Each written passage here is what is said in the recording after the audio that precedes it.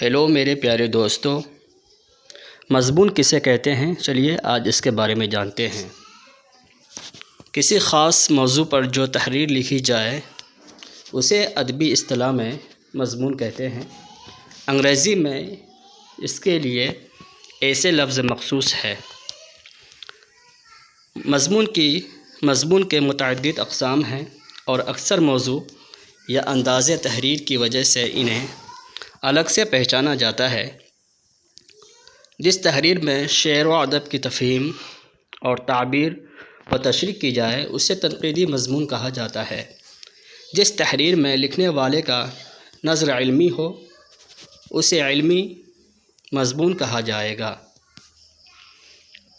جس مضمون میں مضمون نگار ظریفانہ رخ اختیار کرے اسے ظریفانہ مضمون کہا جائے گا۔ اس طرح انشائیہ بھی مضمون کی ایک قسم ہے۔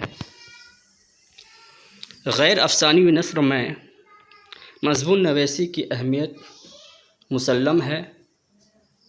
سر سید احمد خاں سے لے کر مہدی افادی تک ہر ادیب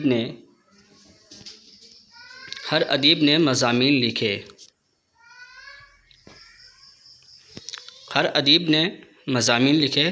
حالات اور ضرورت کے تحت اس صنف کی نئی قسمیں بنتی رہی ہیں۔ بس اتنا ہی کافی۔ شکریہ۔